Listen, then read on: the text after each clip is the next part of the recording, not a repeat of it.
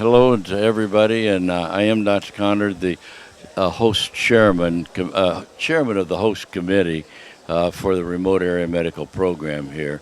The reason this continues to grow so much is because the need in our underserved and indigent population continues to grow. We have approximately 43% of our population in Manatee County who need this level of care because they're totally underserved or indigent with their health care. And if you look at a single mom, that number goes up to 80%. So it grows because we have great volunteers in our community who are asked to step forward with us and to help. This year we have over 800 volunteers.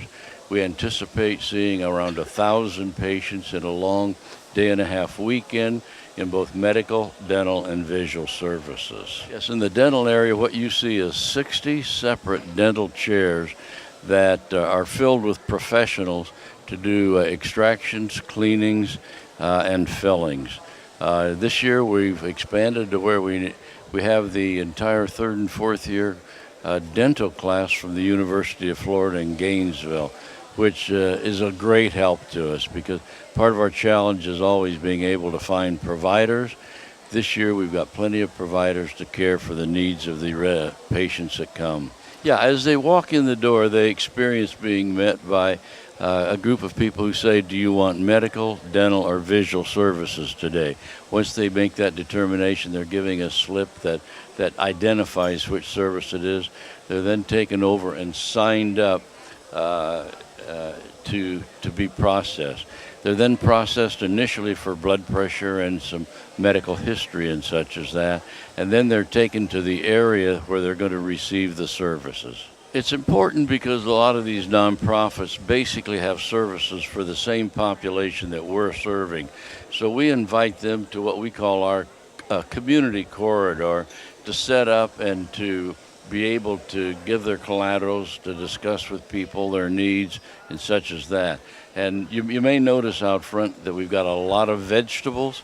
We've got a lot of potatoes, carrots, and sweet potatoes and onions and that. Over 4 tons of potatoes alone, so that as the patients go through, get serviced, and get all the collaterals and that, they'll leave here not only having had a sack lunch, because we provide everybody a lunch, they'll leave here with food to take home with them. We do have. In fact, this year we had so many volunteers that we had to cut off the list of them because as people have become knowledgeable about what we're accomplishing, which is free medical, dental, and visual services at absolutely no expense to the patient, absolutely no expense to government. what you're seeing here is financially supported by our local business people, a list of who are on the graphic board over there. And these people give generously to see that we are able to take care and to provide this service for the weekend. Stan was an exceedingly unique individual, probably one of the most inspirational humanitarians I ever met.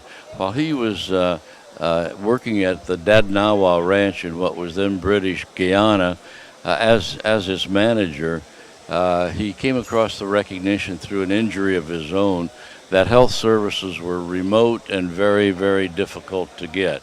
In fact, when he became injured, he was told it took 26 days to get to a medical doctor. And he never left that thought about how do we bring remote care to people. And so when he was brought to the United States, he was co-host of the Animal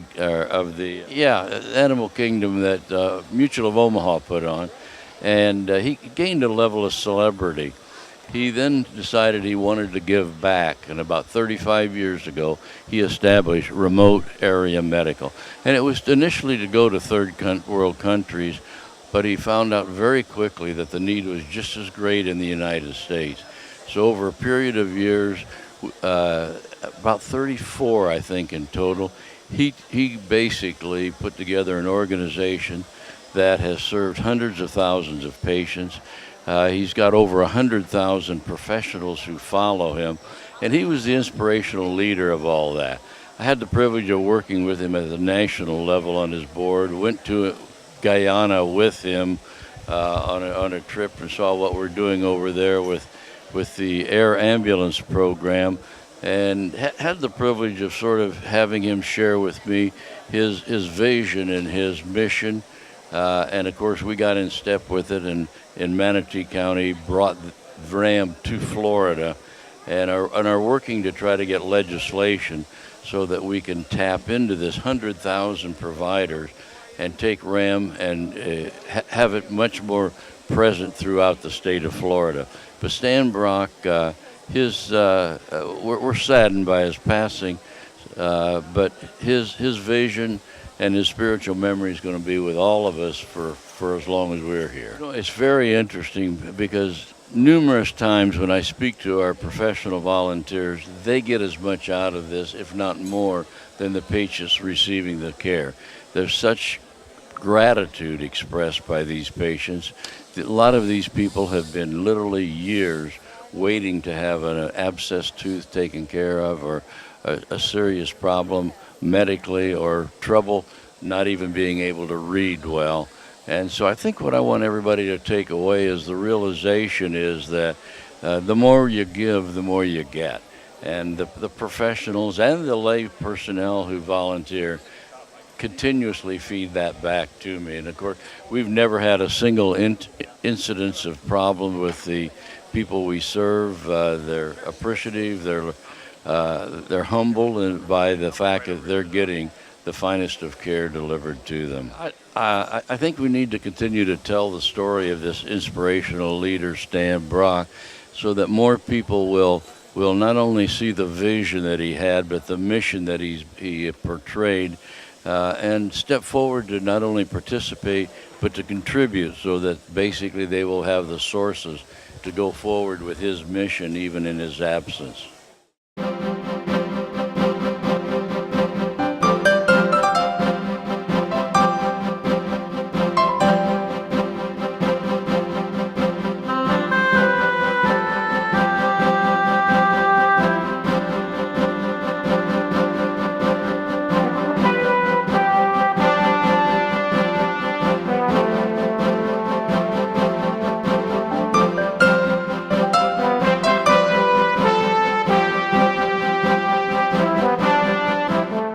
Dr. Conard had recruited me at the beginning to help coordinate the dental community for participation on the dental part, and also coordinating with getting the dental assistants and dental hygienists through State College of Florida and MTC. The nice thing is this year we have a substantial volunteer component from the University of Florida School of Dentistry. And we also have some from LECOM Dental School, as well as the local community dentist participating as well. And it's been a challenge with getting dental activities from year to year, depending upon other activities going on in the community as to who can show up. Well, historically, it's the people who are in pain, and that's a great motivator. Typically, medical issues, they've gone to the emergency room already, but people don't tend to have a place historically for their dental emergencies. Interesting thing, over the years, people talk about, especially promoting legislation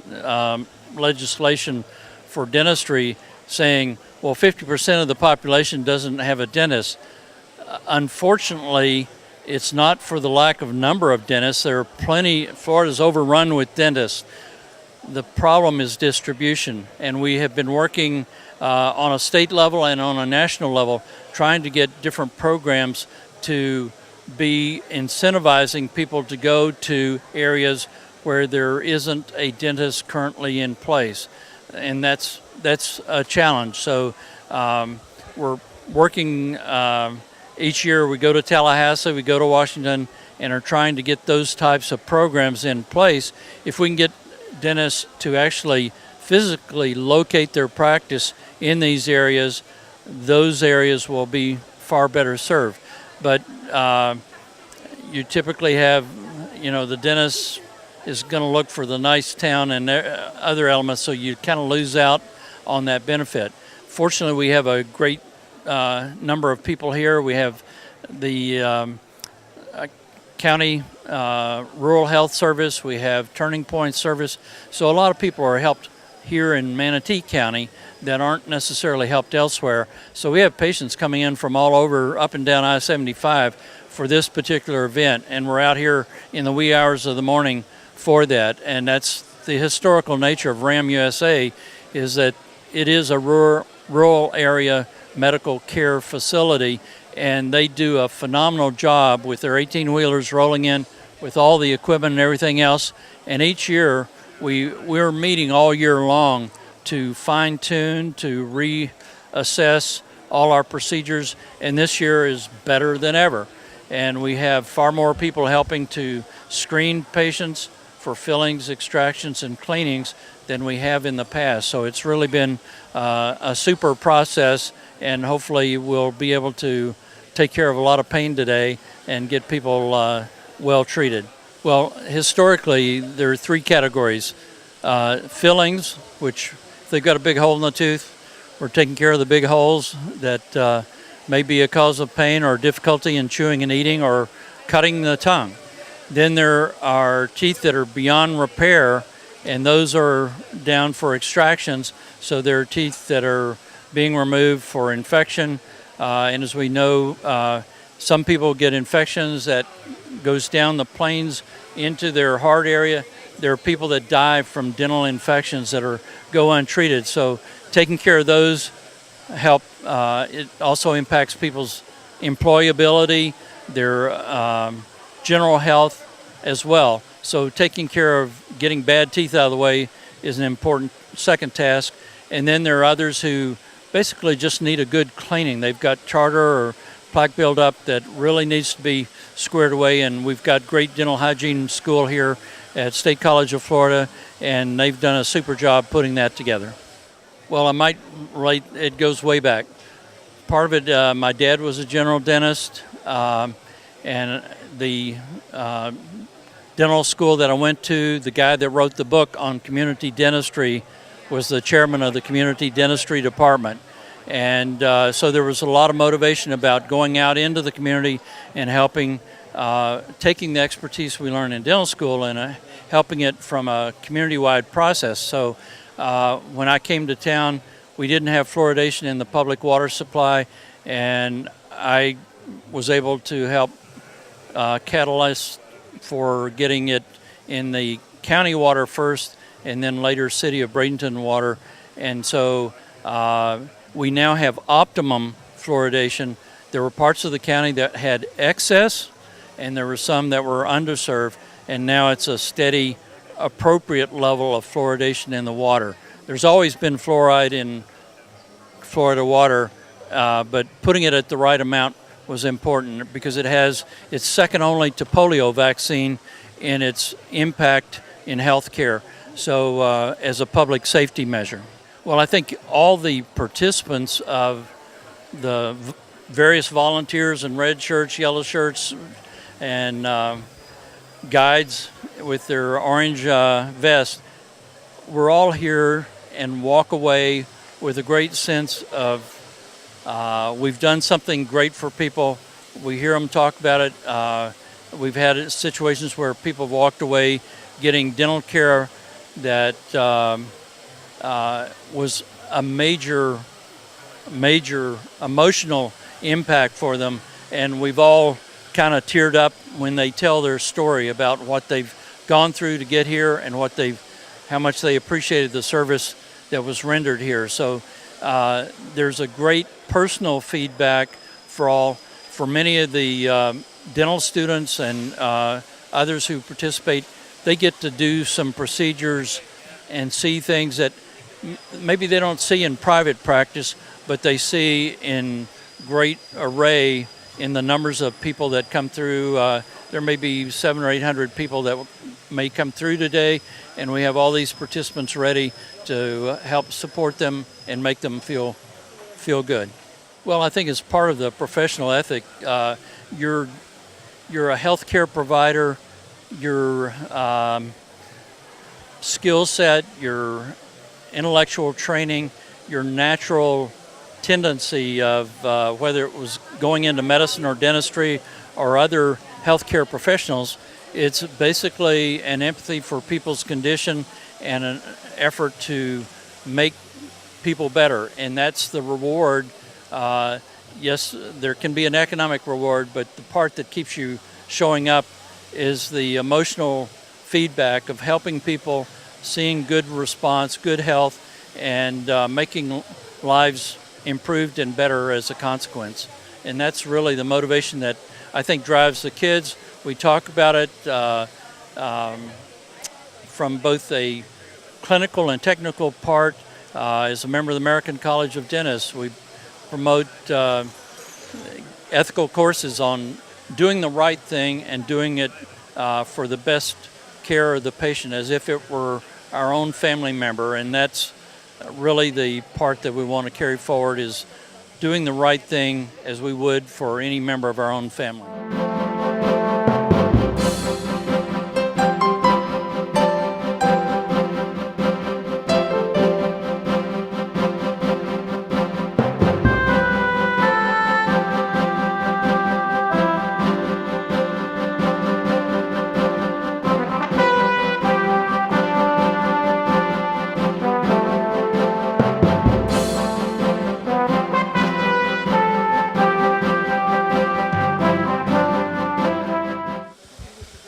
So we have about 30 members here from our chapter right now. We have, some of them are translators. A lot of us are helping out in the dental because we're all bloodborne pathogen trained, so we're able to work with the bodily fluids a little bit more. We have guides helping people get to where they need to be, and other than that, I think everyone, some are in the medical. I mean, we're really spread out throughout everywhere, wherever they need us.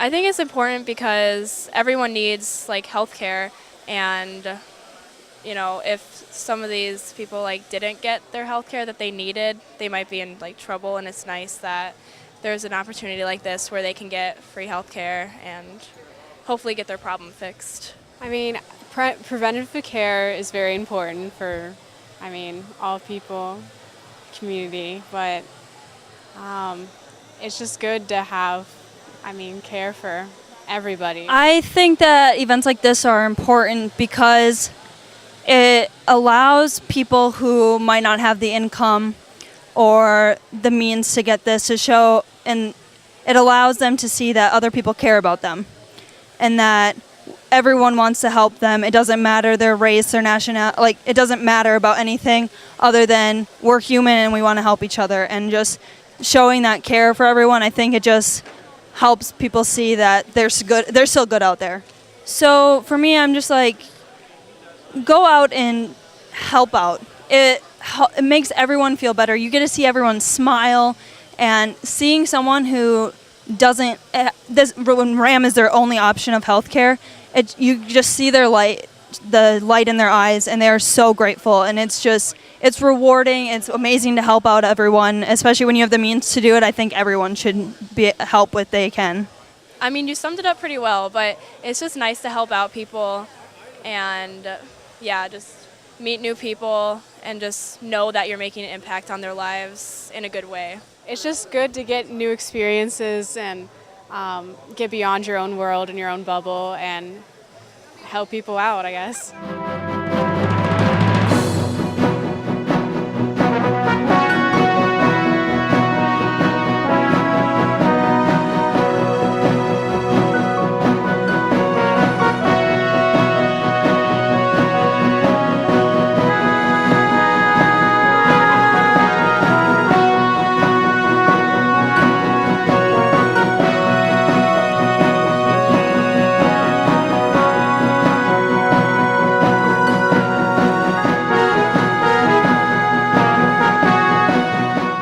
My name's Sean Nichols. I'm a general dentist in Londonderry, New Hampshire, and my wife and I try to come down and do a clinic once a year.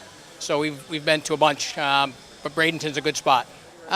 This is probably my 6th clinic I've been to. Been to Tennessee, Kentucky, Bradenton twice. So it's a good take. Well, it's just the need. There's a lot of need out there. There's a lot of need all over the country, and doesn't matter where you live, what state you live, they're all over, and RAM does a good job in doing that. We've been coming for quite a few years, and it's a good getaway. Also, we've been to Nashville and Memphis and cities like that. Well, the good thing you see is no matter where you are in the country, it's all the same. People need to smile. People need to communicate. Job interviews, just day-to-day life, and to be comfortable and to be pain-free. And obviously finances are a big deal, and in a lot of places just finances aren't there. So providing a clinic like this at no charge is a great service, and it's good to be a part of. Well, I see two things. 34 years ago I was a dental student, and I didn't have this opportunity to go to the clinic, so a lot of times we would go to the local soup kitchens, or I was in school at Georgetown down in D.C., so we did rotations through the D.C. jail and things like that. But to have it open to the community and to support your community, I think is a great thing to do. For the dental students, nothing better than a great opportunity to be able to do hands-on dentistry and to learn to give back at an early age. Well, the need is all over. The need is,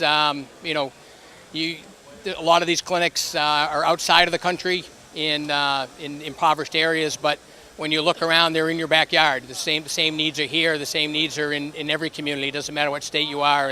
And I think just seeing that the growth that remote area medical has done. I mean, they started in just the rural South, and now they're in New York, they're in California, they're in Texas, and it's a great setup.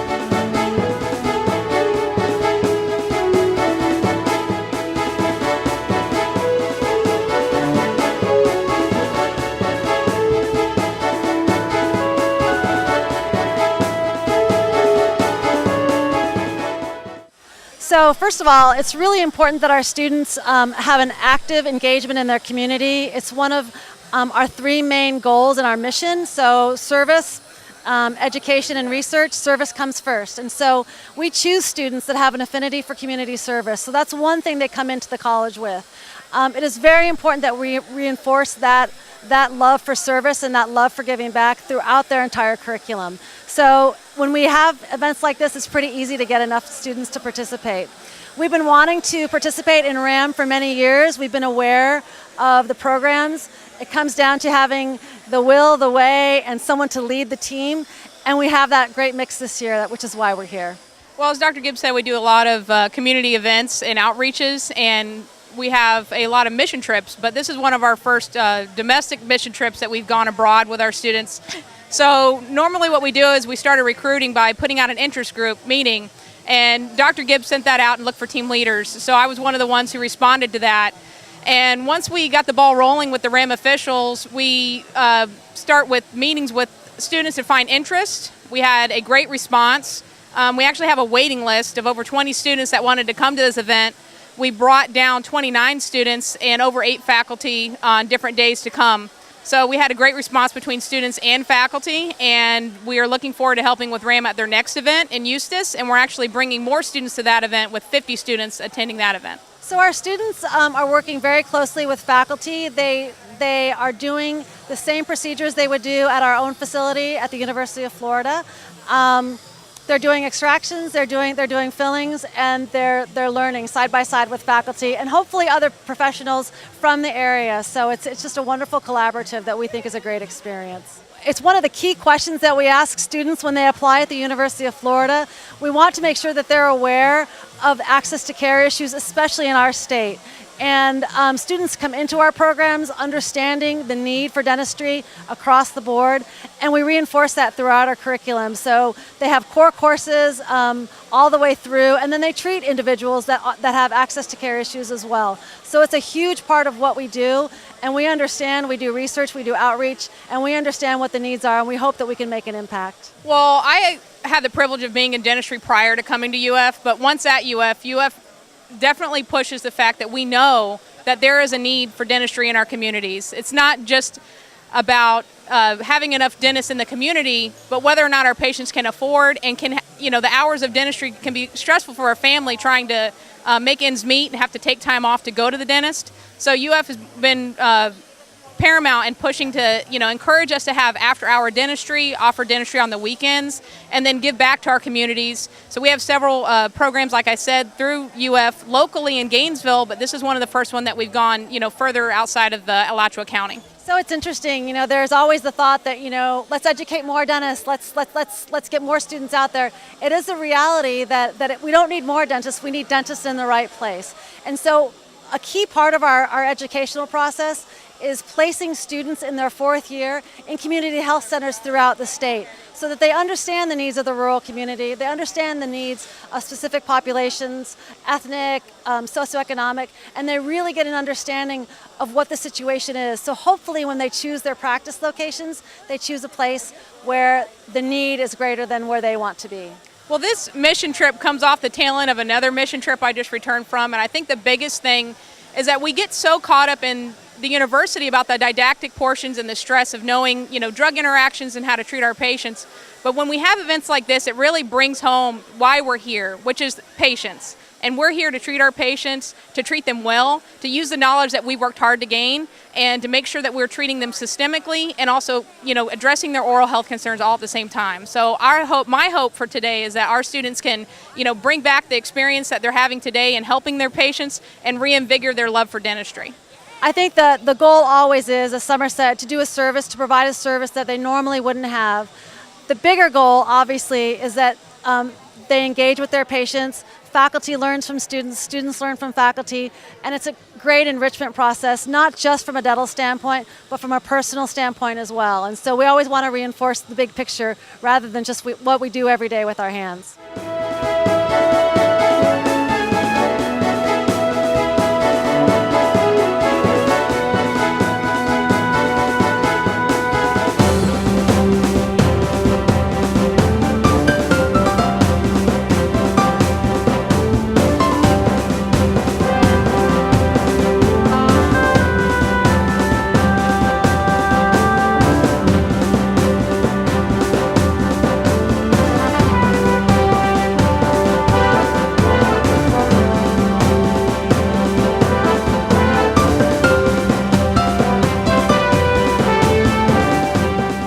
We've hosted the event for 4 years, and it seems like every year it grows bigger and bigger, and we have more volunteers, and the public is aware of it, and it's one of our most favorite community service events to do for Manatee County. We had people from our dental program, our vision program, our pharmacy program, all of our medical programs really are getting involved. We also had students volunteer to help with parking, wee hours in the morning, helping with parking duty at 2 a.m., working in the food area, packing lunches for patients and for volunteers. So we've had them staffed almost every area on our campus. We'll probably start planning next week for next year. So we meet at least once a month to begin, and then as the event gets closer, we start meeting twice a week. We work with the committees, or twice a month, I should say, and we have committees that work in all areas. So they work with the food service, with advertising and marketing, recruiting our partners, and always reaching out. And again, we can always use more volunteers in the medical, dental, and vision area to service our patients. And we are great to have the community members coming in and volunteer as well. Oh, absolutely. They really get to see firsthand as students what happens, and this is in masses. And it's very exciting. In a 2-day event, we work from 4 o'clock in the morning till 7 o'clock at night.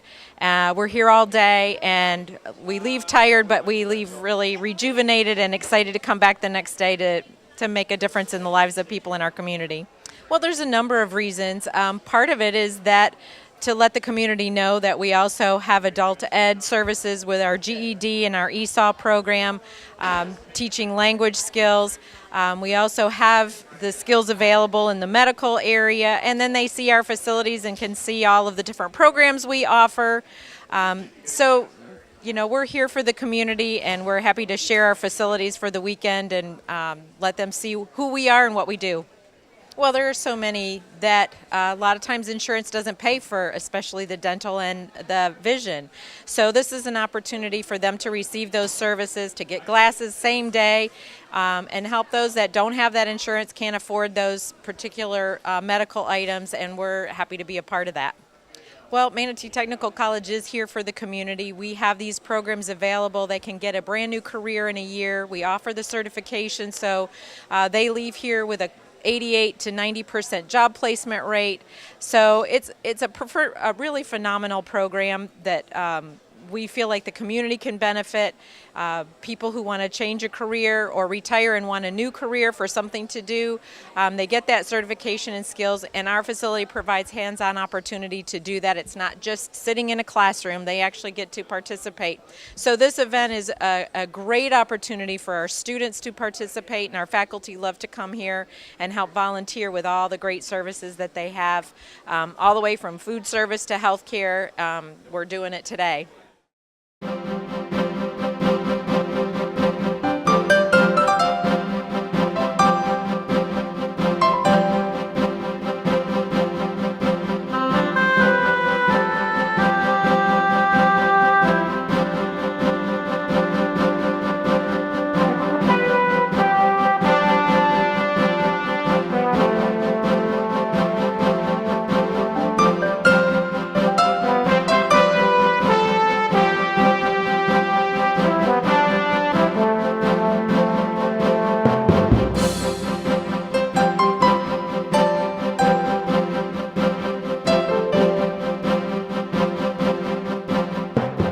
Pretty astounding, actually, since I've been there since the very beginning when it was all hand to mouth and we were struggling to do 4 clinics a year. Now we're up to about 50 clinics a year. So it really is. It's baffling since its inception.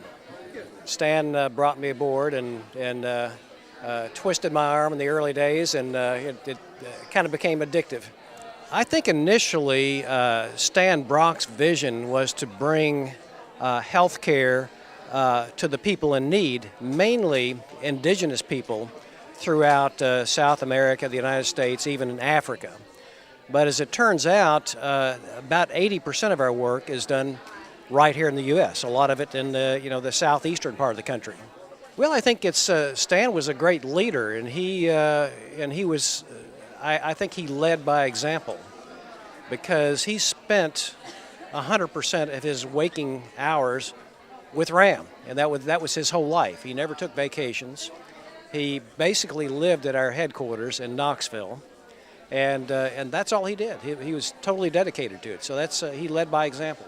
Oh yeah, it's been, as I say, it's been baffling to me, and I still don't know how they do it. It's just the organization has taken it on its own life and grown up, and it's just amazing to me when I come to these clinics how well organized they are. I mean, we have a staff of 34 great employees, very talented, very dedicated employees. Being on the board, I'm seeing the big picture. I don't see the nuts and bolts as much until I come to one of these clinics. Well, we've had probably close to 120,000 volunteers over the years, and I think most people want to help. They just don't know how to until they come across someone like Stan Brock.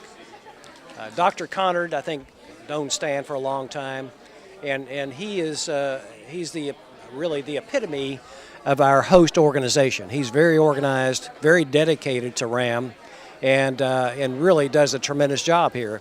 And we do that all over the country. We have host organizations with boots on the ground that put things together. Well, there's obvious need there, and of course, especially for dental and vision, because your basic insurance doesn't cover those things. And even so, the basic medical attention, preventative care even. Most people that are on most coverages have maybe $5,000 deductibles, which they can't afford.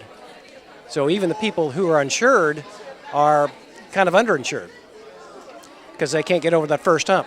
Well, I think the medical profession understands the problem from the ground up, and it's not just it is the physicians, the dentists, the optometrist, but it's also the general volunteers. The people that are helping out with food to feed the volunteers, the people who are providing security.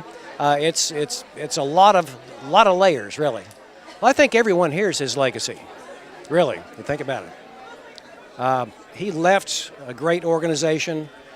He stepped down actually as CEO about 4 years ago and handpicked Jeff Eastman, our CEO. And as I say, we have a very talented, dedicated staff of 34 people.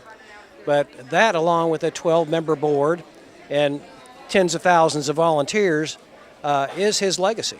And I think it'll keep on going. We're going to make sure of that. I don't know. I think that maybe there's hope, possibly. And, there's good people out there.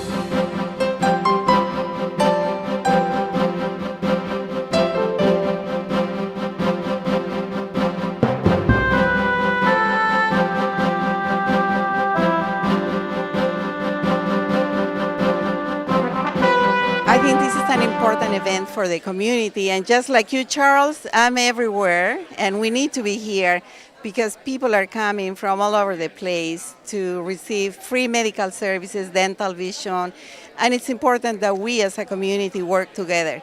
Es un día muy importante para todas las personas que pueden recibir servicios médicos gratuitos y todos tenemos la obligación de ayudar, de hacer trabajo voluntario hoy porque hay muchos doctores que están dando su tiempo y compartiendo sus talentos. As they come in, there is a sense of gratitude. People are being so grateful that there is a service available for them. We are seeing people that are uninsured, that cannot afford medical services, dental services, or vision. So it is an important opportunity for them to take advantage of these services. Toda la gente de nuestra comunidad cada año no debe perderse este evento porque es la ocasión para recibir servicios médicos gratis, dentales, de visión, y tenemos que estar muy agradecidos a quienes ponen este evento en marcha. Besides getting all the medical services that they need and they deserve, I want them to feel that they are an important part of the community. If we have a healthy community, all members need to be in a position to get medical care. So I want them to know that they are valued, they are important, and we are here to help. Para toda nuestra comunidad hispana, esos servicios son para todos, sin importar ninguna pregunta. Si usted los necesita, debe usarlos, porque ustedes son una parte importante de la comunidad. Nuestro deber es construir una comunidad saludable para todos.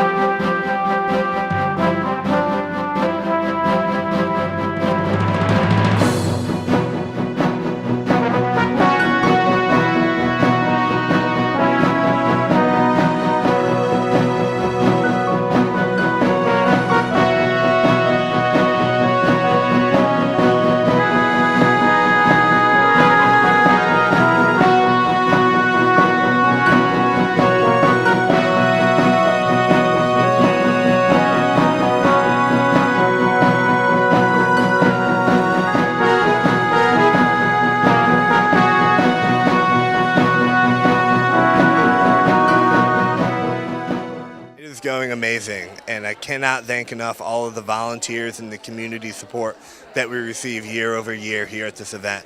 From Manatee Technical College to a lot of our professional schools in the state of Florida, including the University of Florida as well as LECOM, they're here helping us out, making the mission go. We have well over 300 volunteers supporting the cause today. We've welcomed in right around 700 patients, and we're expecting even more today. So it's been amazing so far. So after this year's event, we'll take a couple days off and we'll start working on next year's event. So it's about a year-long process where we're working. We are constantly trying to improve. We say we're not reinventing the wheel, but there's companies like Michelin and Firestone out there. They think about the wheel day in and day out, and that's our motto. We're going to try and improve for next year. So we'll take a couple days, maybe a week off after this event, and we'll start working for the next one. It's a year-long project. It is wonderful. And Remote Area Medical, we're based in Tennessee. We call ourselves the volunteer state, but I have to say that Florida, the volunteer spirit's alive and well. It is excellent. We're seeing young high schoolers out here all the way up to retirees, and we have a job for everybody. And people are coming out here and they're using their skills and their talent and their time to give back to their community, and it's wonderful to see. It's wonderful. This event continues to grow every year.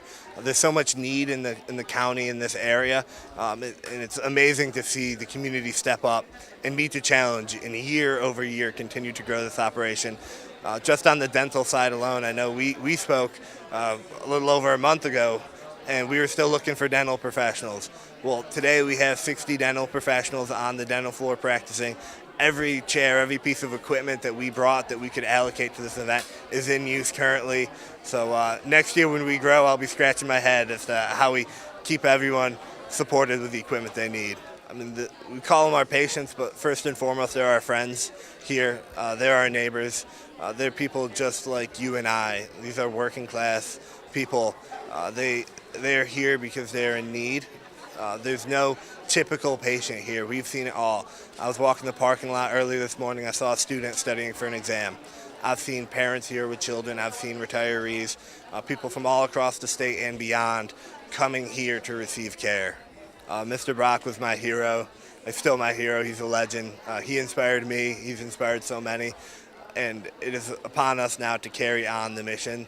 He equipped us with the skills, with the knowledge to carry it on. So we were fortunate for what time we did have with Mr. Brock, and in paying our respects, we keep the mission alive and keep volunteering, keep going forward and focusing one patient at a time at providing that care.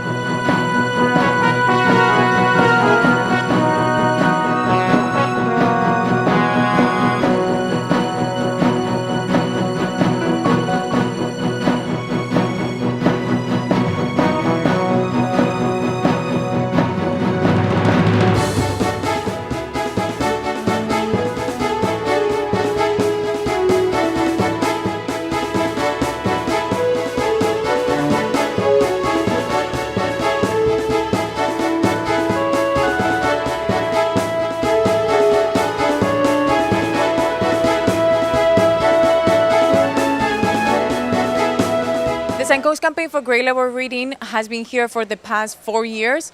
We are giving books to all the children that stop by to the remote area medical.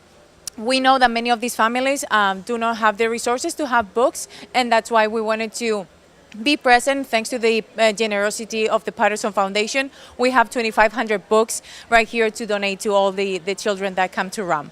So right now, actually, we have 4 counties. So for this year, DeSoto County and Charlotte County have also joined the Suncoast Campaign for Grade Level Reading. So we are very proud of the work that we are doing, and that is expanding to other counties that also have the need to have this campaign and the impact that we have in their communities. Exactly, and so what we want is just to involve the parents into their children's education.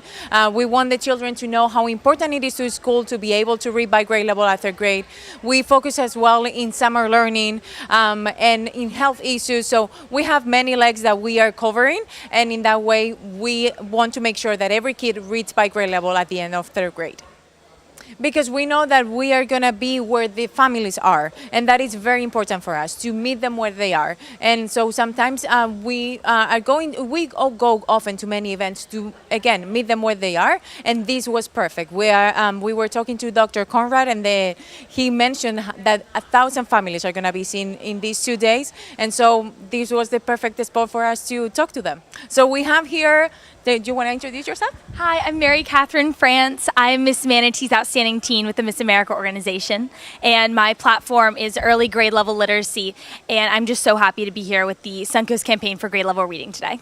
Hi, my name is Kendall. I'm a volunteer, and we're with an organization called MedLife, and we're from the University of Tampa, so we're really excited to be here. I'm Megan. I'm also from the University of Tampa, and we're with the organization MedLife. MedLife strives to do a lot of volunteering and everything. One of the pillars of our organization is education, and being able to get involved with something like this, especially the Suncoast campaign, is really important to us. The important thing is that when children are learning to read until they are in 3rd grade, and then they are reading to learn from then on, that's why it's so important that they meet that milestone of reading by grade level at 3rd grade. And so it is beautiful to see kids like Orlando that love reading, chose a book that he loved, and started reading right here, right then. And their families that are very involved in their learning. That is the beautiful thing about what we are doing here, and seeing these parents involved and the kids as well loving to read. Please just find us on Facebook. You can find us at the Suncoast Campaign for Grade Level Reading on Facebook, as well as in Twitter, or you can go to gradelevelreadingsuncoast.net.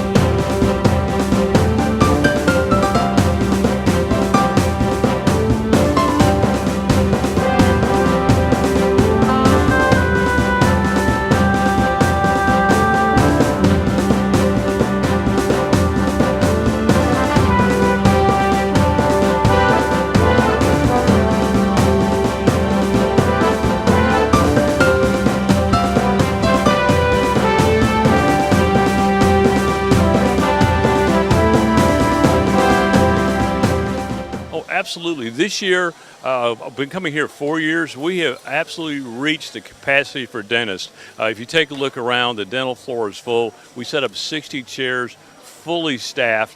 This is one of the largest clinics we've had here. It's absolutely amazing. The way the community, the dental providers, the medical professionals throughout all of Florida have come together to make a difference here in people's lives. Yeah, absolutely. RAM was founded 33 years ago by Stan Brock.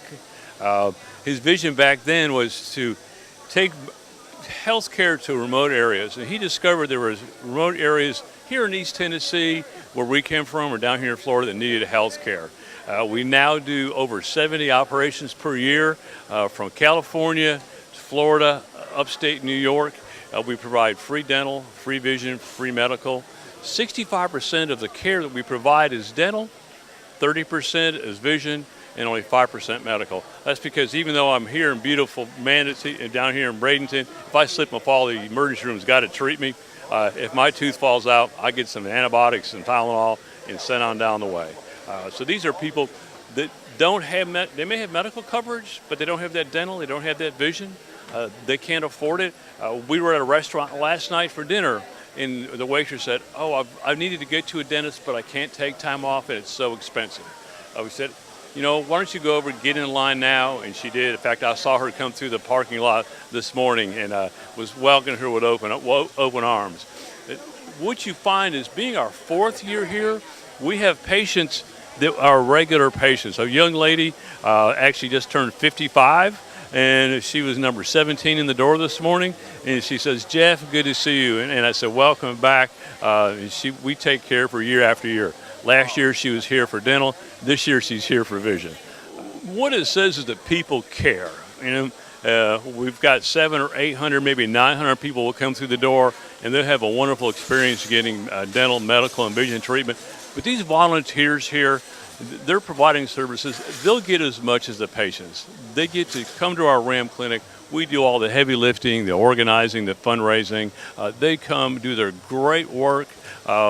They leave and they go, "Man, they made a difference." So we make it easy as we can for those volunteers and to take a day off. Mr. Brock, our founder, one thing I loved about Stan was Stan never asked for money. He just asked for your time. Now, airplanes were another story. If you had an airplane, he'd ask you about that. But he gave 33 years, 7 days a week, 24 hours a day.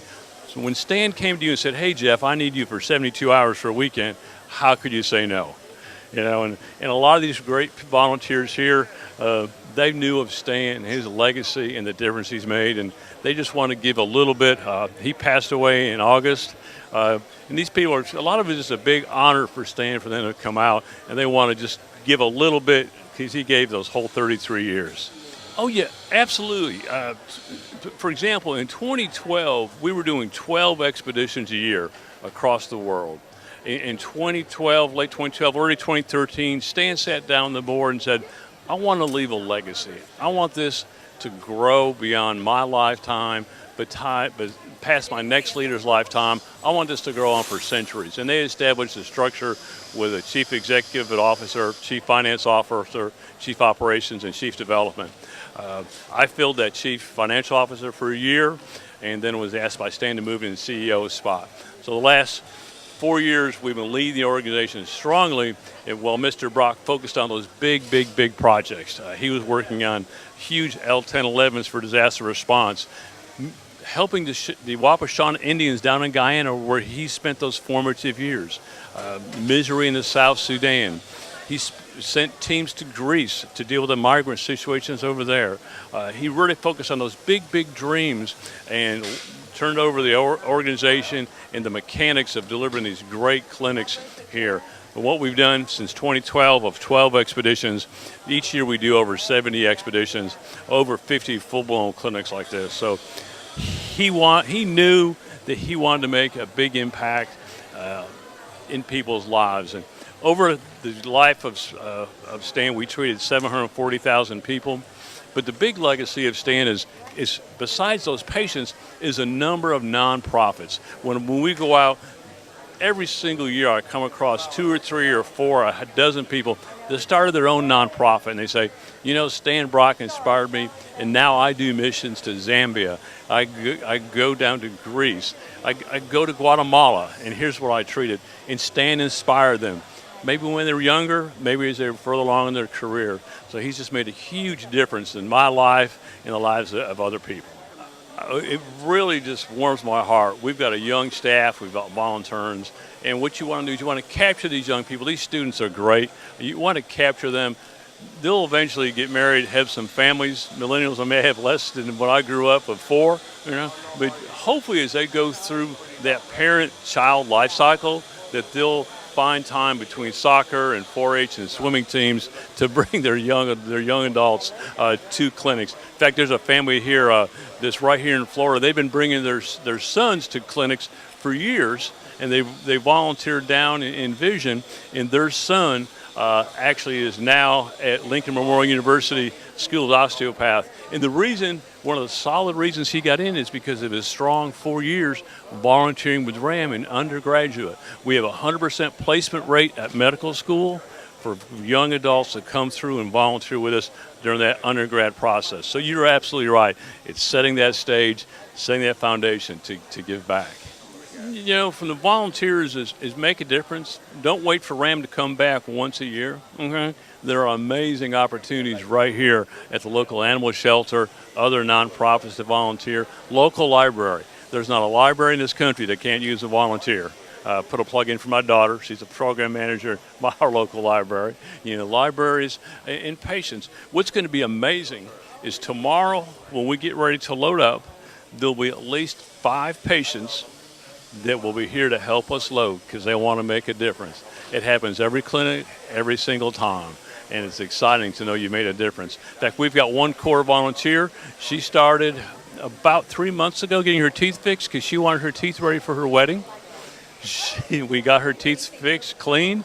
She's been to almost every single clinic. In fact, she's here on site right here in Bradenton because she wants to make that difference. So donate, ramusa.org, support Manatee Technical College, get out, volunteer in your community, make a difference. You'll have an amazing experience no matter where you volunteer. It says that some people take a spark and start a fire. Okay? Mr. Brock took a torch and create a firestorm of passion. And that's the best way for me to describe it. It's a firestorm of giving back.